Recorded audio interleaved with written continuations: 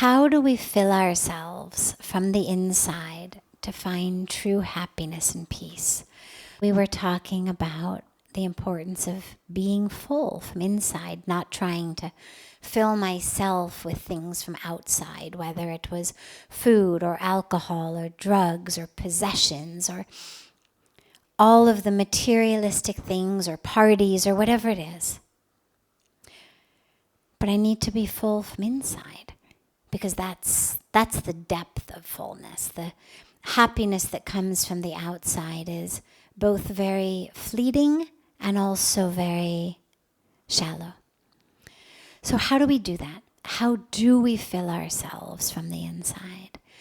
Well, the beautiful aspect of it is that we're actually full to begin with. You're not filling something that has always been empty. Emptiness is our illusion. There's a beautiful, beautiful mantra, a sacred teaching in the scriptures that says, Purnamada, Purnamidam, Purnat, Purnamadachyate, Purnasya, Purnamadaya, Purnameva Vashishyate. And what it means is that, the capital T that, the divine, universal, supreme that, is whole and complete and perfect. And this, which has been removed from that, created by that, created out of that, is also whole and complete and perfect. It's the spiritual equivalent of what we learn in junior high school math or elementary school math of the laws of infinity. Right? Infinity divided by 100 is infinity. Infinity minus 100, infinity. Doesn't matter how much you take out of infinity. You have infinity left. You have infinity left where you started. That infinity has not become anything less. And all of that which you've taken. So if you divide infinity by 7 billion, you still have infinity. So that's what the mantra means, which is the divine is whole, is full, is complete. And since is infinite, and since we have been created out of that, therefore, by law of spirituality and law of science, we are also infinite. We are also whole. So that's actually our true nature. So the emptiness is an illusion. It's an illusion that sadly most of us start to develop at a very young age. And we start to develop it at a young age by people around us doing the best they can. They're not trying to harm us usually. But the messages that we get are that our worth is based on what we do. Oh, clean up your room and be mommy's good girl. Right? Oh, you got an A on the exam, daddy's big boy. Right? Did all the dishes, mama loves her baby boy. Right? Whatever terms of endearment our parents used for us. What we learned very, very early is when I do these things, I get love. Peed in the toilet, pooped in the toilet. Oh, mama's big boy, big girl, right? Now, and it's not the words, it's not big girl or big boy. It's the feeling, it's that sense of oneness and connection with mom, with dad. I'm whole when I do what they want me to do. I clean my room, I get an A, or when I'm younger, I pee and poop in the toilet. Whatever they're trying to get me to do. When I do it, I experience connection. My earliest experience of completion, fullness, wholeness. But what it teaches us is that experience is based on what you do. So I don't bring home an A. Or something else happens. I'm no longer worthy of connection. Or having nothing to do with me. Mom's going through a hard time. Mom got fired from work. Mom got yelled at by her boss. Mom's best friend died. Mom and dad are fighting. Whatever the millions of different reasons may be, no matter what I do, no matter how many times I go to the bathroom and the toilet, no matter how many times I clean up my room, no matter how many times I get A's, I'm still not getting that sense of connection with mom because mom is somewhere else. Mom is distracted. Mom's not giving me that. Dad's not giving me that. And so what I learn is I'm not whole until I get that. And up until this moment, doing these things got it for me, but now that doesn't work anymore, which makes the universe a scary place because we no longer know how to find it. Makes us run frantically throughout our lives trying to find it. In our social circles, in our relationships. Because we move beyond just mom and dad. Okay, I'm not going to get it from them. Let me get it here. Let me get it there. Let me get it there.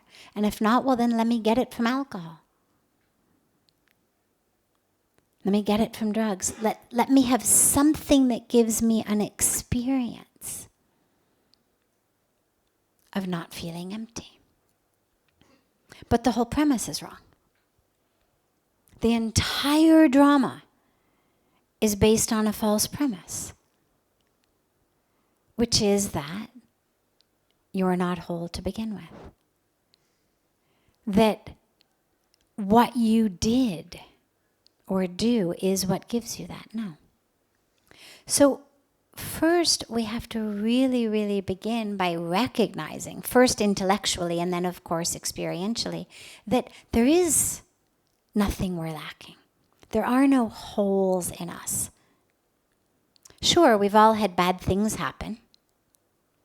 I'm sure if we went around and took all night that everybody would have a chance to tell the pain that they've been through, the way that they were betrayed, the way that they were abandoned or they were harmed or whatever it is that has given us that pain, that sense of a hole.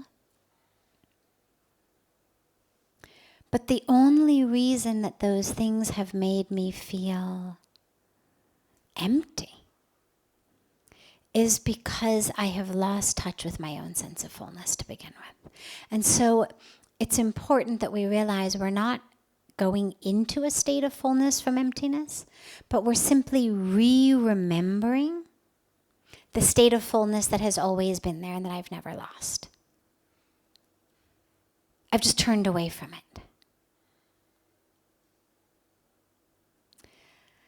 I'll share a personal funny story on this. I think I've shared it in here before.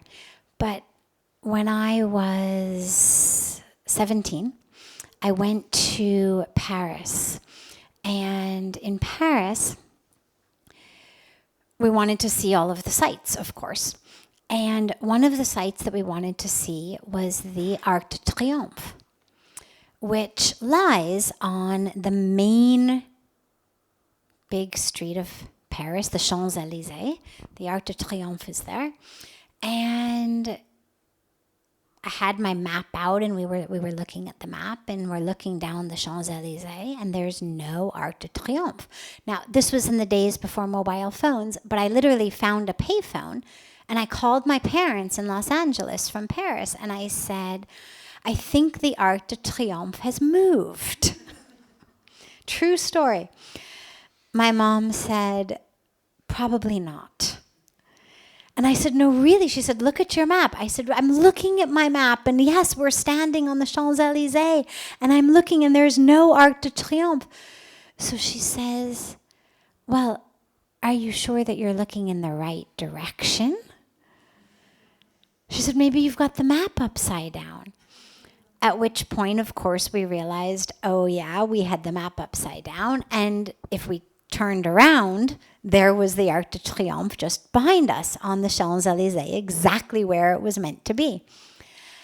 And as horribly embarrassing as the story is, I still love to share it because it's such a beautiful real life example of what happens internally. It's there, but we're facing in the wrong direction. We've turned away from it. Nobody purposely hid it from my view. It wasn't the malicious world that made me not be able to find it. It was just my vision was literally upside down. I had the map upside down. Therefore, I was faced in the wrong direction. And so when we realize that we are full, when we realize that even just intellectually, okay, I believe that. Well, that's the first step. I had to believe the Arc de Triomphe had not moved before I was going to take my next step of locating it. So we know it's there. But now the question becomes, well, okay, how do I find it? And the answer is literally the same. Turn around. Instead of looking this way, which we've done our whole lives to feel full, where can I find it? Who can I spend time with, be with, date, marry, give birth to? Who will finally make me feel whole? What can I buy, wear, own, eat, drink, smoke, achieve that will make me feel whole? Instead of looking in that direction, we turn around and we look in this direction.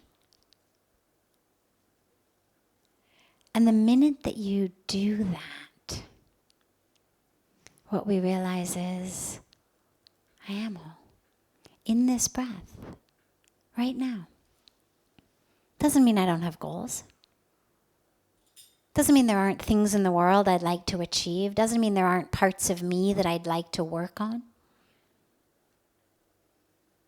Wholeness and anger are not mutually exclusive.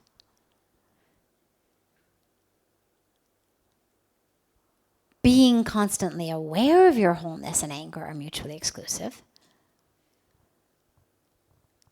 But just because I recognize my wholeness doesn't mean that I'm suddenly perfect in life. No. We have things we still work on, goals we may want to achieve in life. But the lack of achievement of them, or the lack of getting rid of my anger, or overcoming my jealousy, or stopping my, resentment or frustration, that doesn't make me any less whole. It just makes me a human, a work in progress. The soul is whole. The soul is perfect, complete, divine, made from the infinity. But the rest of us is a work in progress. And that's the point. We grow, we learn, we experience, we pull back another layer, we grow, we learn, we experience, we pull back another layer. Until ultimately, there's no layers left to pull back, and we're face to face with that wholeness. But even before that happens, just keep reminding yourself, literally, I'm whole. I'm whole, I'm complete. Put Post-it notes everywhere. Literally, wherever you turn, wherever you look, on your mirror, on your computer screen, on your phone, I'm whole, I'm complete.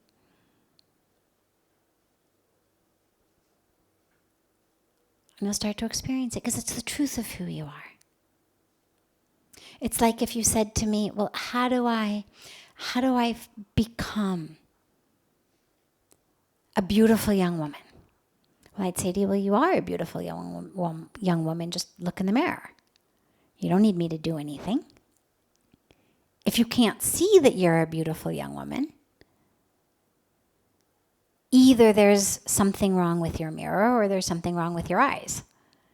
But neither of them requires me to fix you or me to give you a list of things to do to make yourself more beautiful. Because you are beautiful. And so it becomes just about fixing the mirror or fixing the eyes. And it's the same thing with wholeness.